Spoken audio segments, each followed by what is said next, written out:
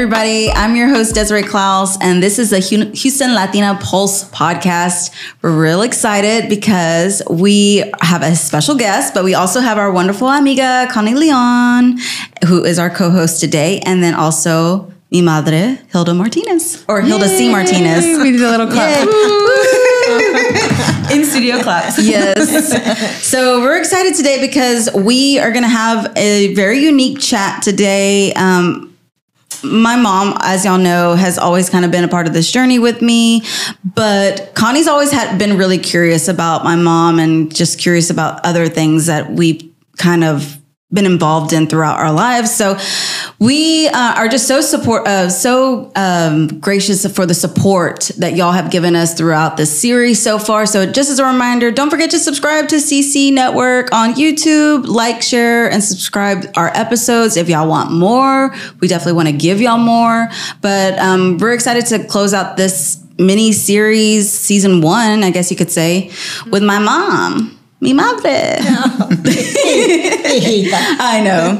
So let's start out with a little bit of, we like to start out with like your background. So tell us where you're from, where, you know, you kind of grew up, and just like a little brief bio of you. Brief bio, golly. Short, a really short. Yeah, really short. Okay. Because we're going to ask questions anyway. Yeah. Thank you. Yeah. Okay. My name is Hilda Martinez, and I was born in San Luis Potosi, San Luis, Mexico.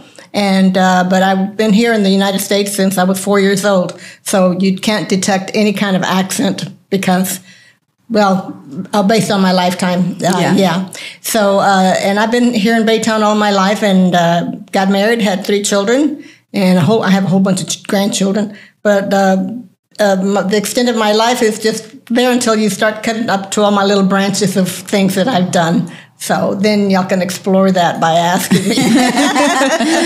We got to dig a little deeper then, huh? Yeah, but I'm just a woman. Okay. Yeah. So do you have, share us a little bit about your career experience, your little job career experience, background. Yeah, career experiences in Baytown, Texas.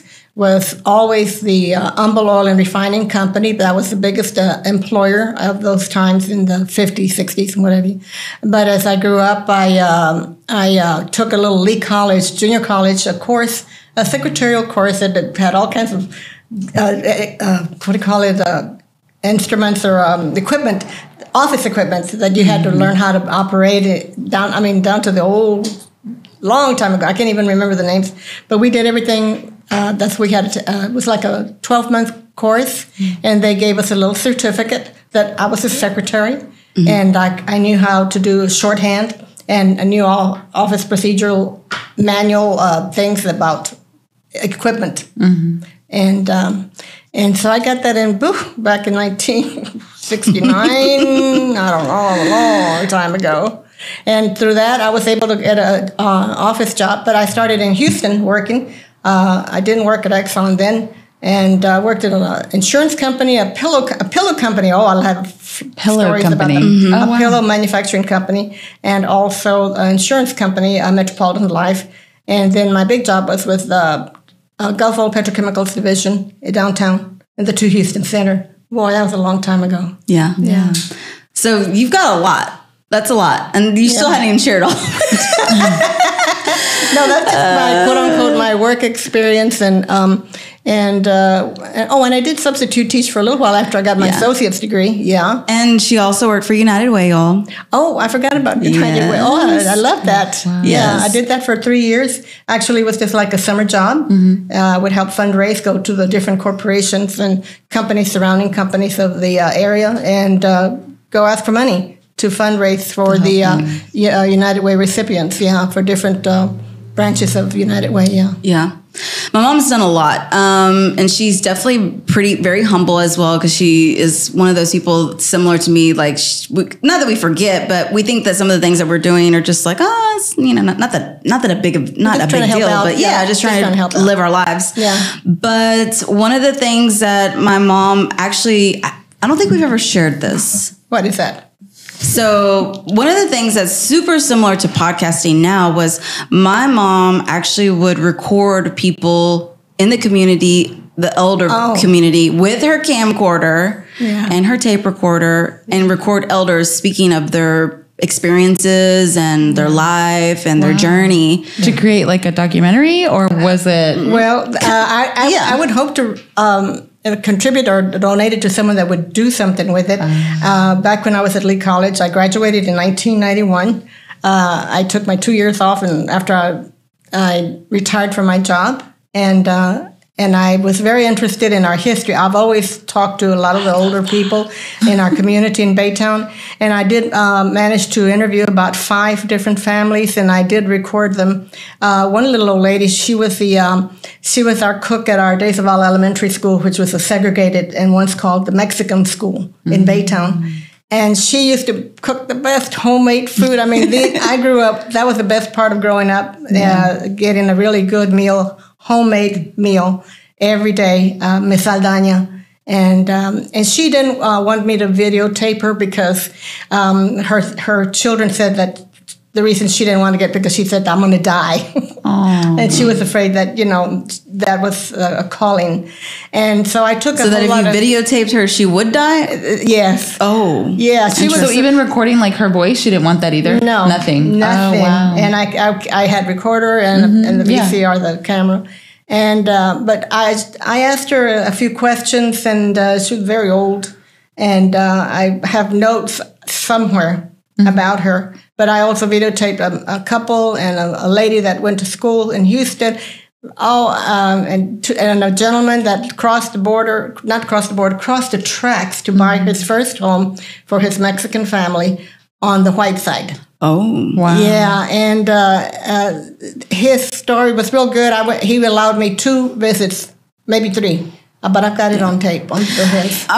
I'm like, it just seems like it was such a new concept, right? Like you would think, but you also think about like journalists and stuff like that, but like documentaries, I don't know, to me it just like seems like you were like innovating that space. Yeah, I was taking a journalism class, and I happened to did win a first place for public opinion.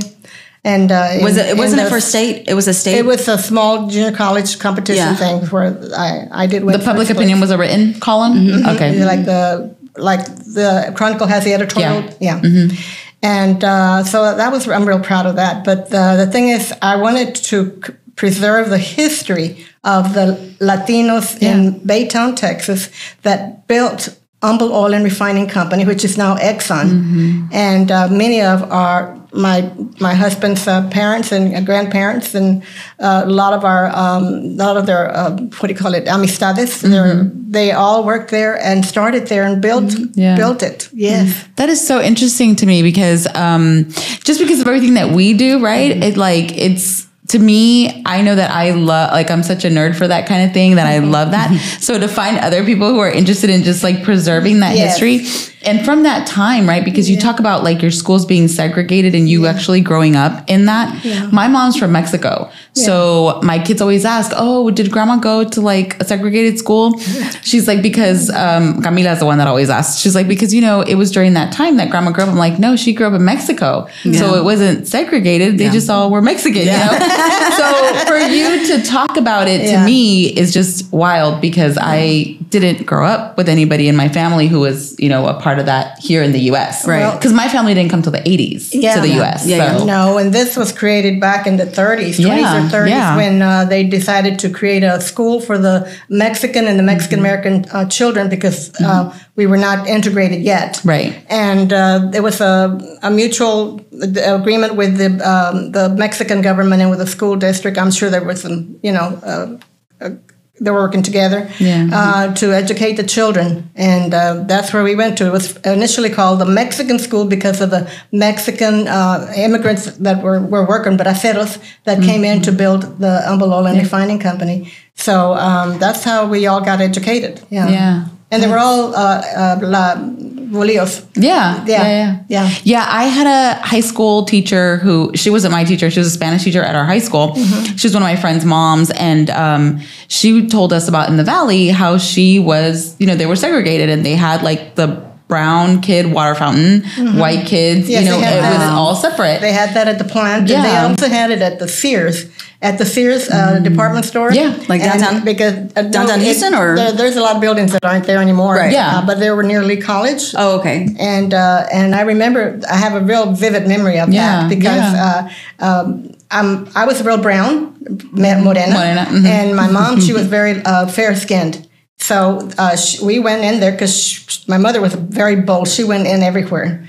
And I wanted to drink water, and I saw the water fountains, and I guess I ran into the white water fountain. And when I finished getting my drink of water, I'm stepping down from the little stool, and this really, I can almost picture the man. He was an old white man, and he gave me the meanest, ugliest look, and I never ever forgot that. Right. I had no idea what I did. Right. But I was just my presence, maybe. Yeah. And but my mother didn't make a big deal out of it. She just, Do you think also your mom didn't really understand some of the culture because she was also raised in San Luis? So, stepping into the United States, maybe she was coming in kind of like a little naive, maybe? I don't think my mom was naive. I think she was just resourceful and just moved on. She wouldn't take anything personally. She'd worked as I like to call it a domestic engineer. She would clean women's homes. They were that husbands who worked at the Exxon or the Humble Oil. So she went to really nice. The Help reminds me, the movie The Help reminds me a lot about. My mom's a housekeeper, so mom, she did that, and she worked for at least 3 or 4 ladies that she would go and they'd drive her, they'd pick her up and what have you. Until she, of course, got sick, and then she wasn't able to do that anymore. But so I wanted to share about the recording that you recorded, because my mom, like a lot of people talk about, people that are baby boomers, they don't know how to do certain things, right? Or they're not innovative, or they're not trailblazers or whatever. But then there are a few people out there like my mom, and I know others as well. My mom's not the only one, but that are learned so much about technology, and just my mom's a curious cat. You are a very curious cat.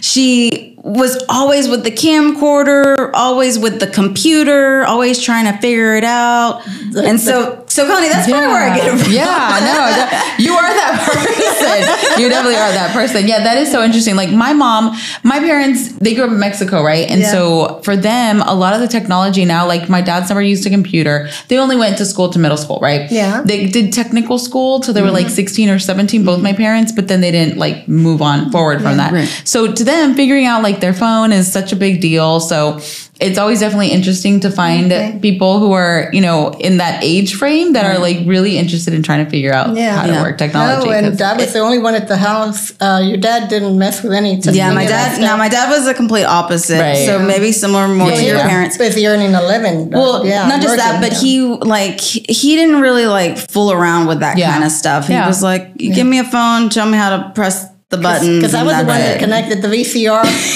and did all that.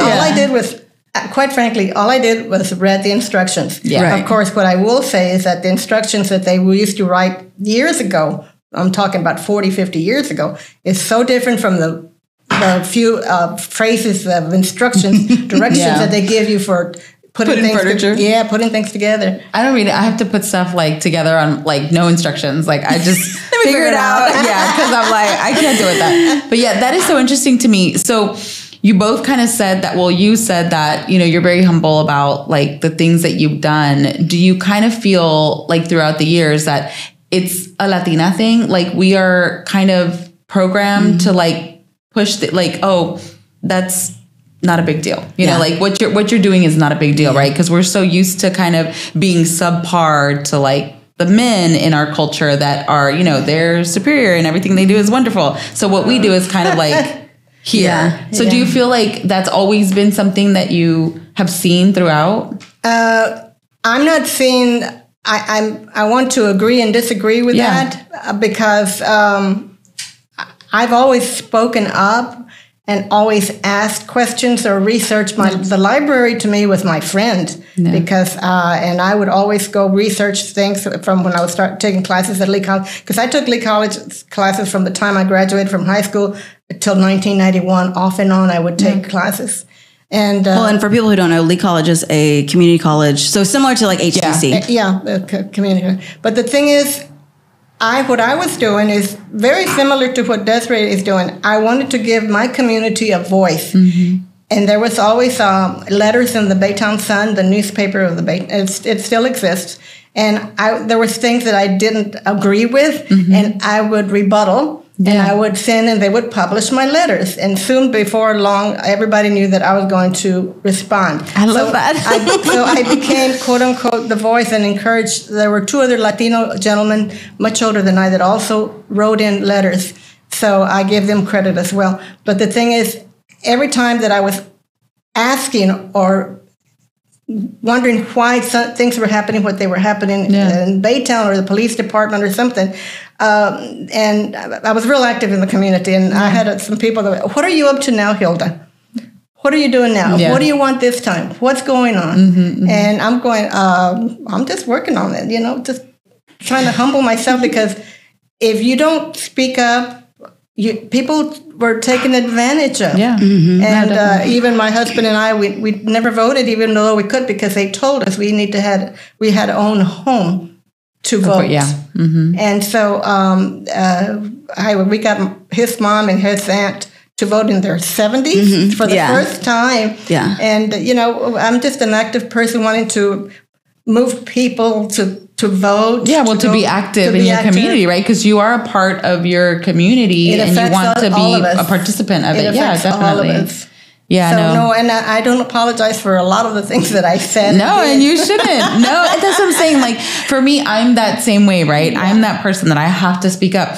I don't know where it came from. My mom is very like that too, but I just don't feel like it's been perpetuated throughout my family, right? Like, it was more of like, let's just sit and be pretty, close your mouth. And I'm very like that. I'm very outspoken and I say what I want. My mom is like that, but I don't feel like she knew what it was to like empower me to do those things. I feel like I just kind of followed in her footsteps. The women in that generation. Right. Yeah. Versus like me with my daughter, I tell her, we're going to speak up and we're going to do, and she been sometimes, Mom, please, let's just wait. Like, let's not do this right now. And so, but at the end of the day, I'm the one kind of showing her and making sure that she does use her voice in that way. Right. But I don't feel like I had that, not that my mom didn't support it, but she didn't know how to teach me to do that. Right. I just kind of followed along in her footsteps. Well, because what you said about closing your mouth, whatever. When I lost my mom at 12, almost 13 years of age, we went to live with a foster family. And the lady always said, no digas nada. Don't be speaking up. Because at the time, everybody was related to everybody. Right. She didn't specify that detail. I learned that much later. But I wasn't, quote unquote, the gossipy kind of people. But let me get back to the history part. In the Baytown Sun, there was a columnist that would write about how lovely life was in Baytown and what they did and what they accomplished and all this stuff about the history. And it was all beautifully, put out very there. Flowery. Very flowery. And not once was anything mentioned about the Latino input, the input in the building and the impact and who did what first and what have you. And I wanted to make sure that I would say it or write in and tell them, wait a minute, from what I know, blah, blah, blah, blah, blah. Yeah. Because their perspective, there was definitely in Baytown, there was 2 perspectives. There was the perspective of the white community and the perspective of the brown community. And never once did those communities really intertwine, because for a long time it was, it was segregated. It was a time of very controversial things. You couldn't cross the railroad tracks. Yes. You could not cross, was it Pelly? No, that was in Pelly, because Baytown is made out of 3 cities. Pelly, Baytown, which was created from the Humble Oil, and then Goose Creek, which was the downtown area. And they consolidated exactly the year I was born in 48. Oh, okay. And so it became Baytown. But the thing is, they had parameters where you couldn't cross, you couldn't be, especially after dark. Yeah. Because it was dangerous for them and what have you. And there was... I didn't learn enough. I wanted to go back and learn about some of the deaths that some of the family members and acquaintances were telling me about, and I can't remember everything. Right. But I wish I had written more. Well, one of the interesting things we were chatting about prior to coming here today and talking was, I told my mom, I said, both of us grew up in the same school district. So my mom went to the Mexican school. I didn't. Obviously, by that time, things were integrated. A lot different. But racism was still around. Oh, yeah. It's still now. Still now. Yeah. But it was very prevalent even when I was growing up in first grade, second grade, third grade. I was typically the only Latina in my classes. Maybe there was one other, and typically those other Latinas were also not, they were first gen, so they were not third gen like me. So, also there was just things that were different about us. Mm-hmm. And so I told Mom, I was like, it's interesting how her generation, my generation, and now my children's generation, they're also in the same school district, not the same schools, but the same school district. And now it's the complete opposite. Like minorities rule now. Now it's Latinos and Black community. It is very, I don't know where all the white people went. Sorry, guys. I don't know what happened, but it's strange. And so it's the dynamics also of the school have changed a little bit, but luckily the school has still been able to, the school district has been able to still continue to make sure the kids are educated. Yeah, well, the Latino community children have been graduating the top 10 in at least 2 or 3 of the high schools. Yeah, that's awesome. But what you mentioned right now about being the only one, when I was in our class of 1961, graduating from Days of All Elementary, there were about 30 of us. And those 30 went, and we had culture shock when we went to the junior school, which is now called middle school, called junior high. And we were a drop in the bucket. We would probably never see each other at all unless we belonged to band or athletics. And because I would, through my whole 3 years in junior high, I didn't have another Latina or Latino in my class. I was the only one. Wow. Yes, and that's isn't that was crazy? That was very culture shock because I had to learn how to speak like the kids. Then they had their slang and what have you, and I would just look at them and study them and wonder, what was that? I know they're speaking English, but I did not understand it. Yeah, that's so funny. And then also the experiences of my dad, he played football. He had a lot of different experiences being around a team, but then also being an outsider as well. Right. Even though he was still part of a team, he wasn't. They wouldn't say hello to him outside the Baytown streets. Was he the only Latino on the football team? No, there was multiples, but there was still only few compared to everybody else, and so it was still like an outsider. Even when he went to work at Lubrizol, he worked for Lubrizol Corporation, and one of his classmates worked there, never recognized him or acknowledged him, even to that day from the time. Wow. So, my mom's upbringing has been kind of critical because she didn't have she really didn't have a mom either to really guide her, like you said, guide her into her teenage and adulthood or to tell her, hey, to speak up. Yeah. So that's the question. That wasn't encouraged either because we couldn't speak up because we were minorities. So tell us. I guess the question is, and maybe some of the people that are watching, when did you decide that it was time to speak up? Oh, wow. I was practically, I wasn't dragged into it, but we've had a few issues with our police department in Baytown. And there was a newspaper. I read the newspaper religiously because there was always something. Yeah. And always they would report about how the Mexican or the Black perpetrator, whatever, but they would never identify the white. But they'd always have to say, well, this Black or this Latino, Mexican. And what happened is that the police chief went to some kind of conference somewhere, and he came back and they did a article on his the conference that he attended. And the biggest thing that came out of that conference was that working women are prostitutes. Wow. Yes. And the church women from our church just flew off the wall, and all of a sudden they found their voices. But who was in the lead? It was you. They called me. They made you their spokesperson. They made me, but not only myself. Dini Vada was also, and Janie Pequeño, myself, and there was probably Dini Steph's mom. So that's Stephanie's mom. Yeah. Mom. Yeah. I love Dini. Well, her grandmother. Her grandmother's Hilda. Oh, yeah, that's right. Deanie is her mom. But Deanie is the mom. But yes, and we all got him before the city of Baytown, and we protested, and how dare, and then he should apologize, or he needs to step down. Well, he specifically targeted Latina women. Yes, and he doubled down and he said, no, that's what they told me, and they showed, and everybody was just like, really, Mexican working women are prostitutes and nothing, and we have the receipts, y'all. We have the actual. My mom is I kept all the newspapers. Yeah, my mom is definitely not an art. What do you say? We called you an archivist. Well, I could be something like that. Definitely. She keeps everything. So she's got the newspaper clippings of that article where he specifically said that, and that was I guess one of the like incentives for you to really say something. And because I justified why he should retire, why he should quit, and he did quit. Oh, wow. We got him to quit. Oh wow! Yeah, just awesome. Our movement and what have you. And we said we were going to go bigger, and we're going to go. And at that time, it was back in the 70s, early 70s or something.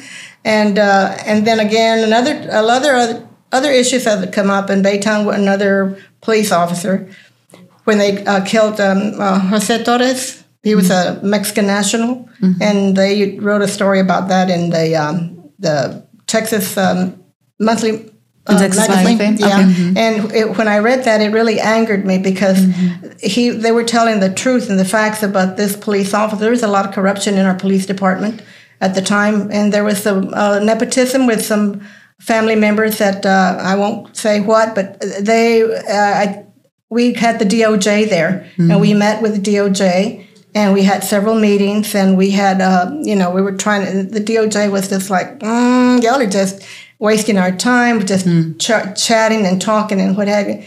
Eventually, he retired as well. That police chief and those officers and their relatives were retired. Wow. Yeah. So it's a great example of hey, it's there is a time to speak up. Yeah. You don't have to. And you don't have to be afraid, because we marched on the street and nobody wanted to come march with us. Nobody wanted to come and what have you. So I don't know. It was, and it's not quote unquote a thrill. Right. And it's just that fact that it's, what do you call it? A must do, do it at any cost. Yeah. And that's even now, right? Yeah. And everything that we do, I think we kind of advocate for that, is to stand up for yourself, to stand up for others. And it's not because it's fun and to some extent, but we're not just doing it for fun. We're not just doing it for ourselves. It's serious. We're doing, it's very serious. And we want to make those differences and those changes within our community. So it's impactful. Yes. People think that your voice isn't heard, or your voice isn't powerful enough because you're one person, but you because you're brown, or because you're a woman. Like all of those things come into play. So that's amazing. I love everything that you do. I could be here all day and just dig. I'm going to have to, because this is like so cool. Yeah. We definitely need to do like an extended version of this. We'll definitely have to do an extended, because there's a lot more to share. Yeah. But Mom, I always think you're very wise. So do you have like some last words for us to share with our wonderful Latina and Latino community out there? Like any wise words for them, especially as we come into, the new things that are happening for our community regarding immigration, all those things that are moving forward. Any words of like you would want to share to empower or support? The words of wisdom or whatever I could offer is just that look for someone that you can trust, that you can ask for help, to direction, to get the research. The library, I think, is still a fabulous place. Secondly, if you have it in your gut feeling, and if you have it in your value system and the works of what we believe to be part of our faith, or whatever faith that may be, you go and you do it. And you don't do it for fame, and you don't do it for fun, and you don't do it to go get even. That's not the reasons. You go do it because it's only right to be fair and equal. If you take, you give and you take, but you don't just take, and Yeah, that's why I'm so involved also in my political views. Yeah. Well, thank you so much, Mom. We love you so much. We appreciate you. Any last words, Connie? No, thank you. I'm like speechless. I love it. Well, we really appreciate y'all chiming in with us. We want to hear from y'all. We need y'all support as well. If we can get some more support so we can get a second season coming up. But other than that, we appreciate y'all out there. Again, go follow CC Network on YouTube. Make sure to like, subscribe, and we'll see y'all soon. All right. Bye. Bye-bye.